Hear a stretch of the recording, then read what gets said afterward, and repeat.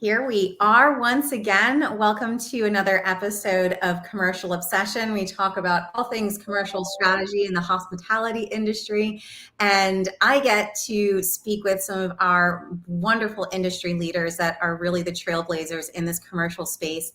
And so I'm so excited, Erica, that you are joining us today. And we're going to jump into Erica, her story, and all of her great commercial knowledge in just a moment. But just real fast, housekeeping for everybody. Erica and I are going to have a conversation for about 15, 20 minutes. We'll try to keep ourselves to that. And then we really want to make sure that we've got time to talk about topics that are important to you. Any questions that you have, topics that you want us to dive into, go ahead and drop those over into the comments little chat section. And then for the last 15, 10 minutes, depending on how many questions and comments there are, we'll go ahead and jump into those. So, Erica, as I mentioned, so thrilled to have you on here, and especially your background. So we've had some really great commercial leaders that have come on, as well as industry leaders that are specific to each individual discipline. And I think it's great to really come from those specific disciplines and knowledge and things along those lines. I'd love if you wouldn't mind just doing a brief or a background. Talk to us about your evolution into the commercial space. Oh, well, thank you for inviting me. I'm very excited to be here today. This topic is near and dear to my heart. I believe it's something in our industry that has been long awaited and a long time coming. And much more passionate about not just the title changes, but people who are actually doing the good work.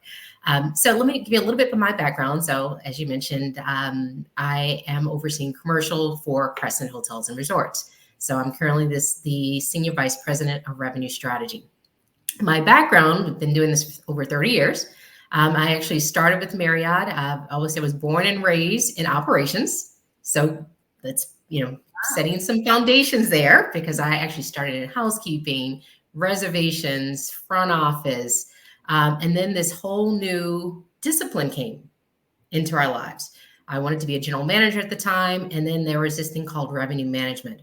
And all of a sudden, we had, I was going to mention his name. We won't mention his name. We had this revenue leader that was new title, and he had this office with a door that stayed closed, and we saw him once a week. And then he told us what our rates were going to be. And we all sat there. It was the only meeting you had in a hotel where everybody sat there and you actually just listened to him give you numbers. And we all just shook our head, not knowing anything they were talking about. And so I figured, if I'm going to be a general manager and everyone's coming to a meeting, I really better learn this discipline. So I did have the opportunity to go into revenue management. And I did revenue management knowing that I was going to go back and be a general manager. And then life happens. So marriage, kids, Monday through Friday, and I can work with a laptop. And I was like, okay, we'll wait for the kids to be older. And then I'll go back into operations. Who knew? I fell in love with revenue. Fell in love with the reporting and the data and being able to have everyone come to a meeting that they knew they had to be at. But at the same time, started getting more engaged in sales. So with Marriott, we were rolling out group strategy, business evaluation. And I was fortunate enough to have, and I was fortunate enough all my career to have really great leaders. And I had a great sales leader that I worked with, and he called me one day and he said, hey, let's go to lunch. And in revenue world, in operations, you don't go to lunch, you work. And he said, let's go to lunch. And I meet with him. He said, can you just do me a favor? How about just saying good morning, good afternoon when you're sending those emails, asking people questions? And he really invested in me as a leader to really, how do you engage in sales? How do you spend time? How do you understand what their lives look like? Now, again, I grew up in ops, so I knew everything about housekeeping, food and beverage. You got to experience that every day. But the sales team, you just assumed that they went out and wined and dined customers all the time.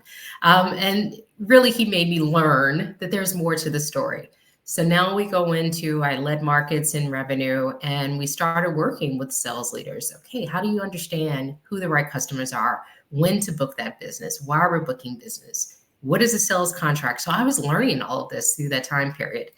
And then I had another amazing leader with Marriott, Julius Robinson, called me and he said, hey, we really want to consider you for sales. I'm like, consider me to do what? They're like, why would I take the time to convince somebody to come here when I really get to set all the pricing and tell all the sales leaders in the market what to do? And he's like, okay, let's talk about this. And so it was a great opportunity.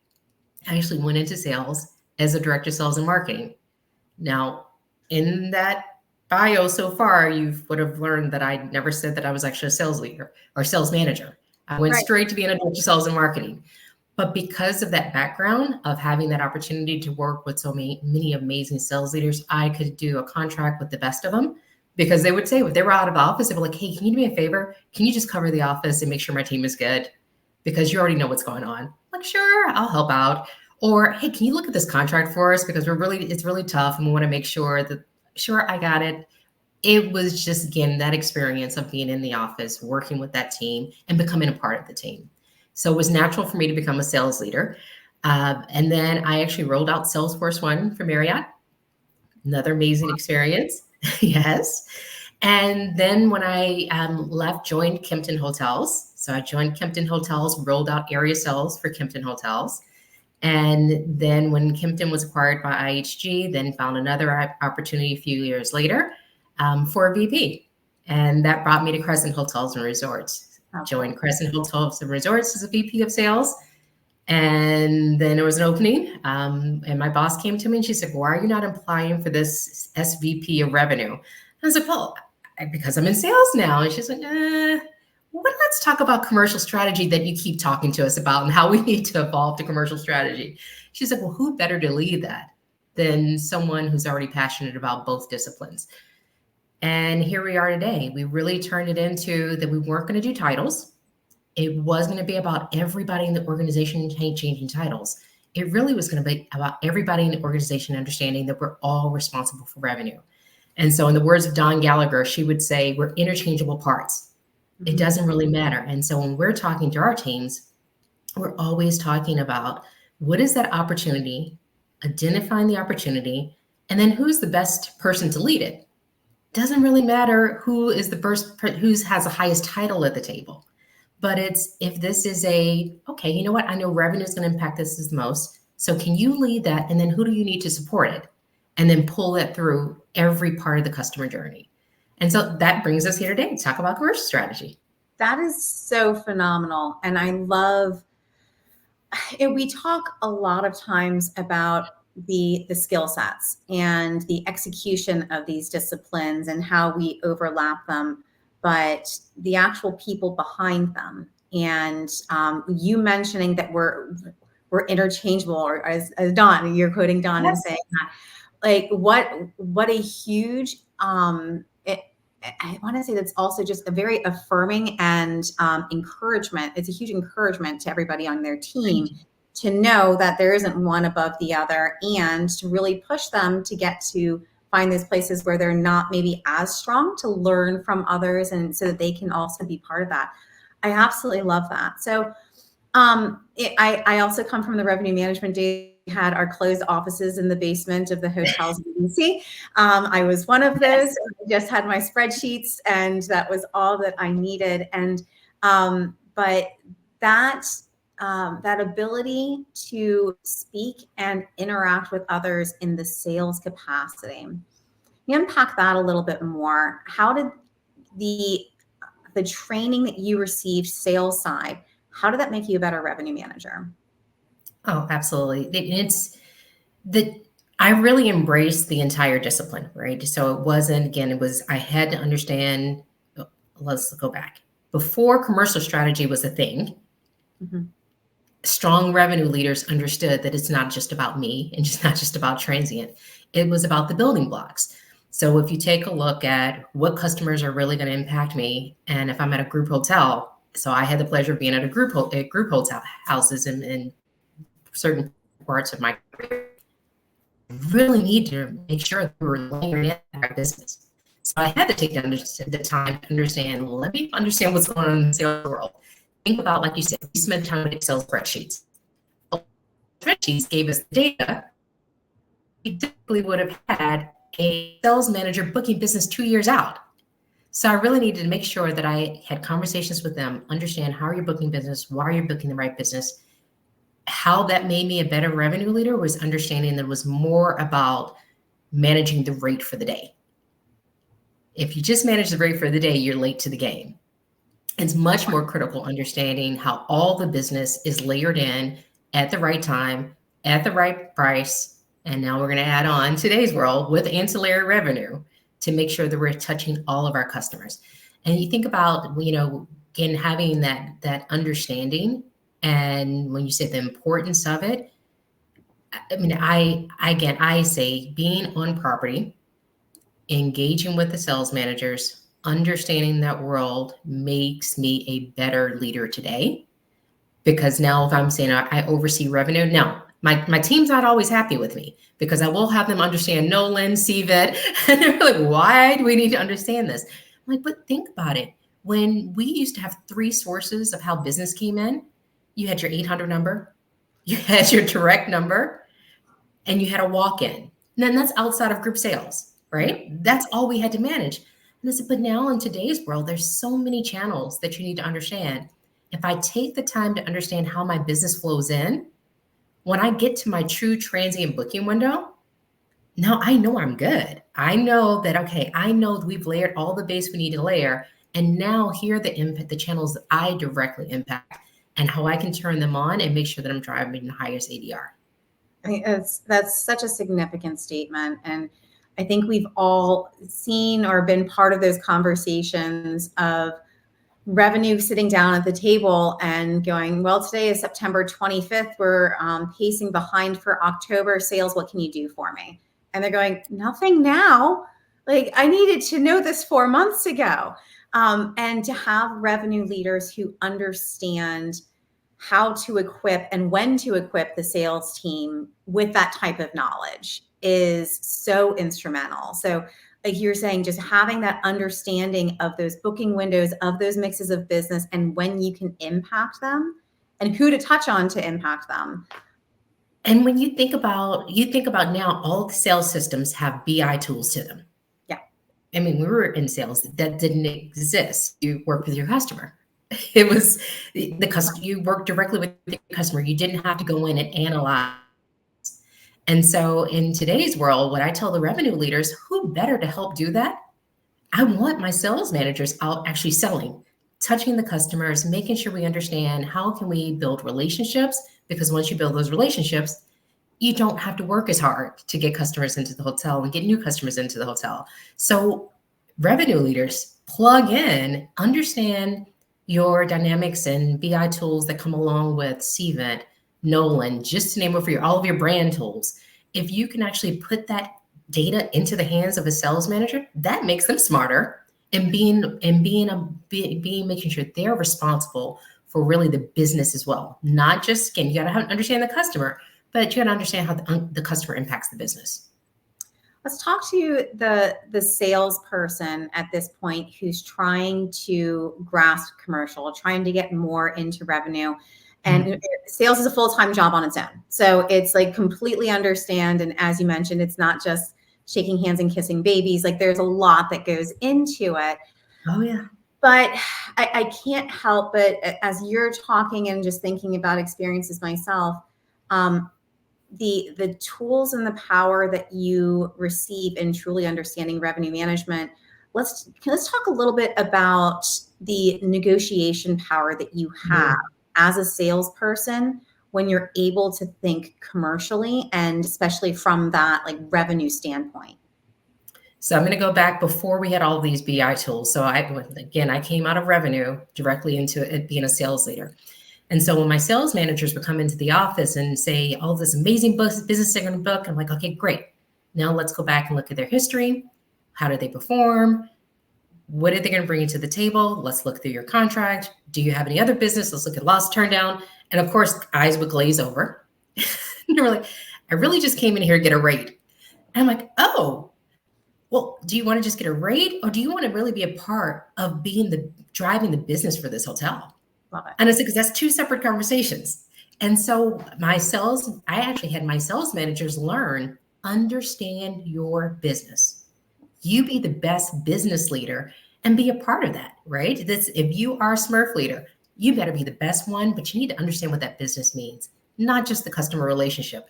It's the business. A great business leader understands the financial pieces as much as they do the relationship of a customer. And so I remember my leaders either went to other hotels as senior leaders or went to director of sales and marketing. Now inside of companies. Now we get the phone call.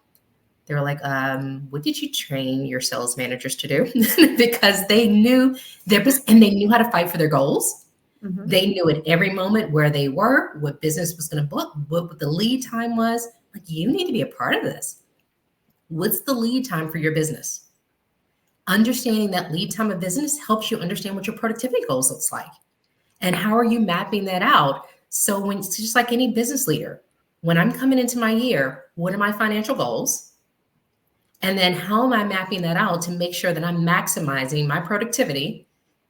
Any amazing sales manager would say, because I want the biggest bonus, right? So I want a big bonus. Then you need to understand how your business books so you can maximize that. So that's what I say to all sales managers: learn your business. The business is not just the customers, all the financial pieces as well. Huge. So do you have your sales team involved in your ongoing forecasts as you're going through and you're reforecasting throughout the year? How do you involve your sales team in that? Well, so now, this level is director of sales and marketing. So the director of sales and marketing, yes, the director of sales and marketing are highly involved in doing the group forecast, making sure that we have great BI tools. I will say we're such amazing now tools that can show you your lead time by segment, making sure that we're layering that in so that we don't have a false financial document, right? When we're taking a look at PACE. So we do rely on our director of sales and marketing to meet with their sales managers to make sure that they are actually a part of that booking of the business and layering in your 2Bs. So 2Bs by segmentation, making sure that we already know what we have on the books. Then how are we layering in those room nights with the right ADR in the 2Bs so that we can layer transient on top.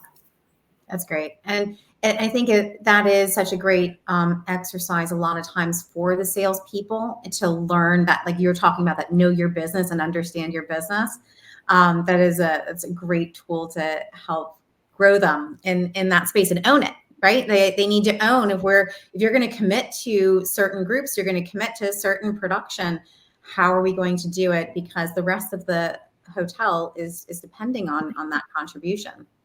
And I love how you say and owning that, right? Because then if I truly am owning that piece, when I'm talking to my customer, I feel much more confident in being able to say, here's what the ADR is and here's why, or here's how many room nights I'm committing and here's why.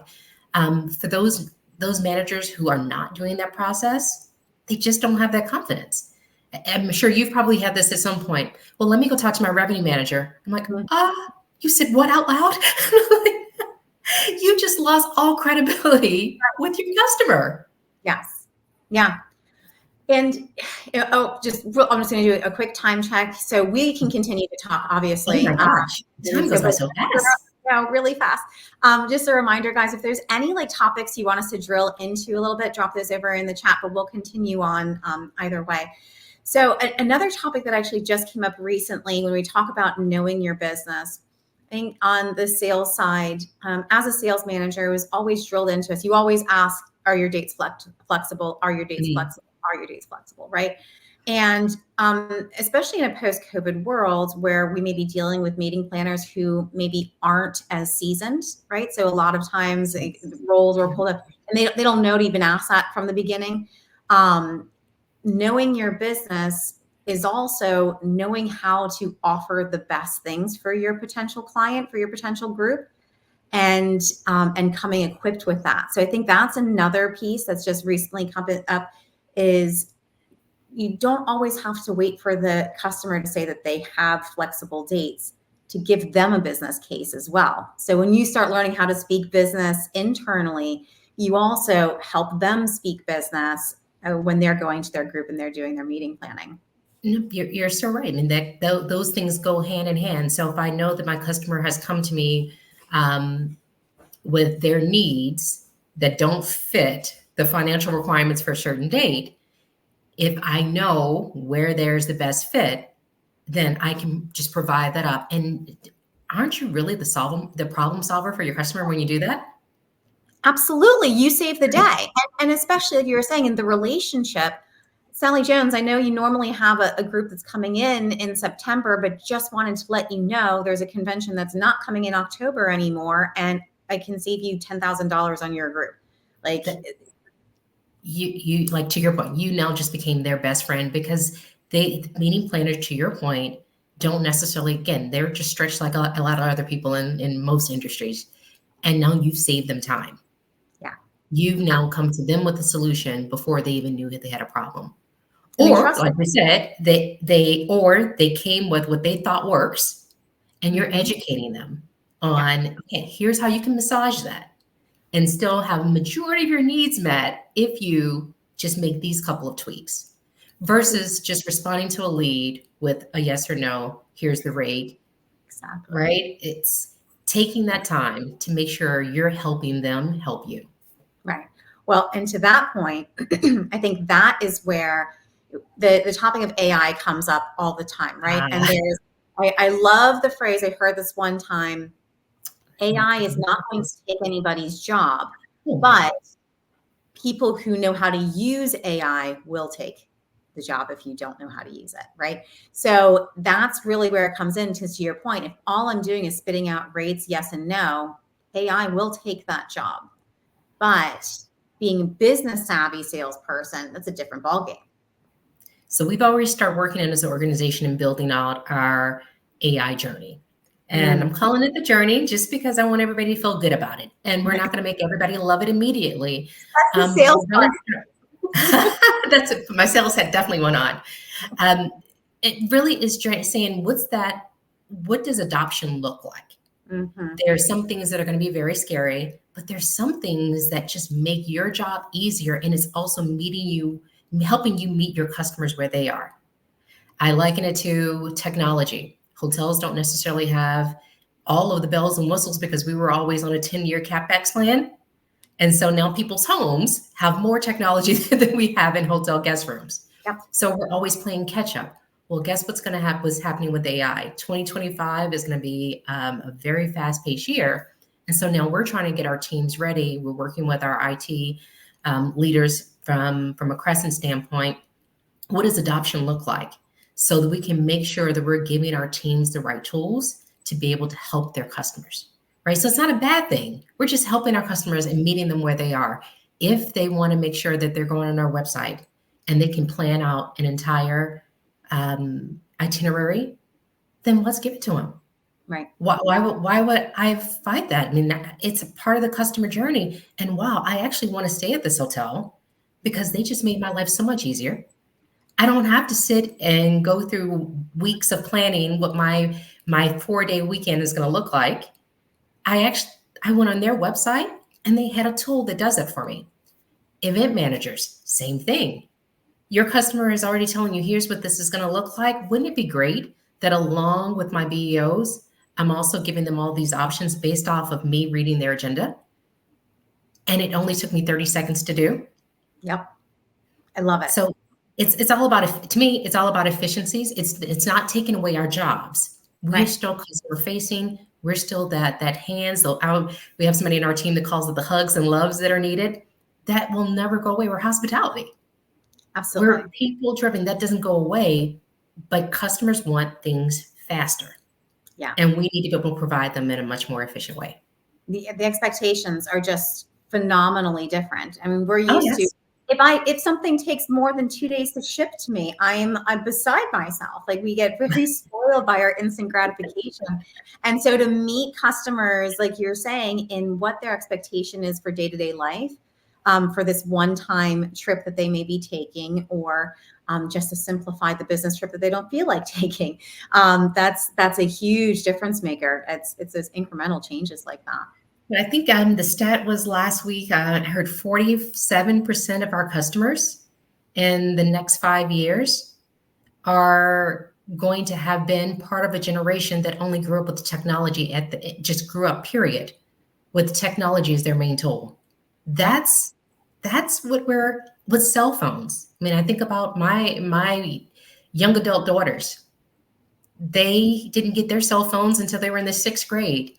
And now I look at my great nieces and nephews, all of everything they've had has been technology driven. Absolutely. My son cannot believe that I was born before Google. He doesn't. What did you do before then? Well, we have a few minutes left, and there was one big topic that you actually mentioned in your intro over and over that I wanted to wait to the end to touch on, and it has to do with leadership.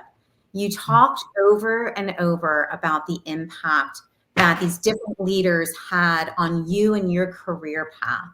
And just like the disciplines have changed, our leadership has had to change too. And as wonderful as our leaders were, we've had to evolve as leaders too.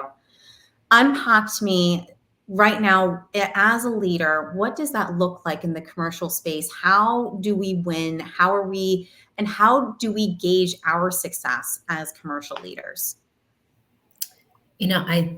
I think as leaders, I'm going to start with, I don't think this ever gets old and this ever changes, no matter how we've evolved.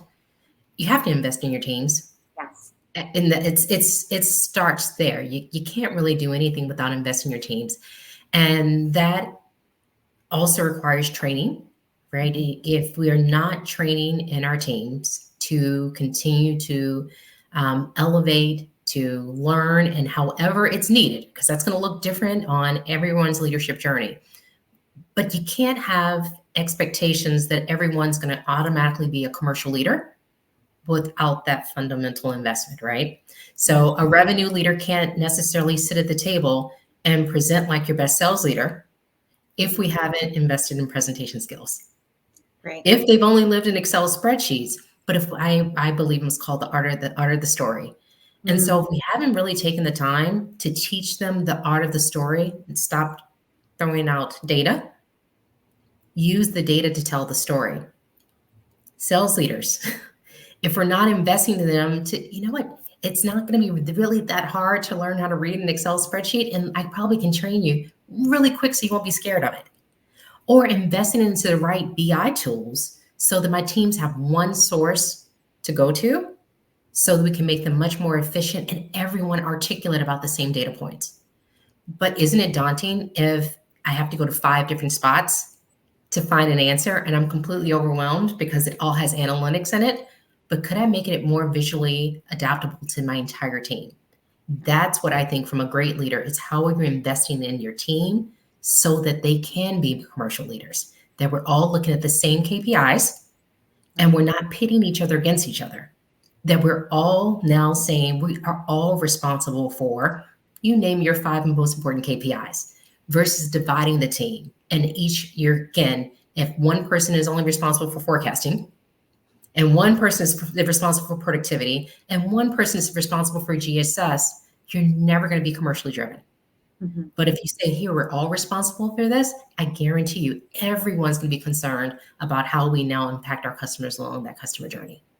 So that's my call to all leaders. Invest in your team and keep everyone fundamentally that we're all responsible for the same KPIs. I don't even want to say anything else after that. That is the perfect way to wrap up this conversation.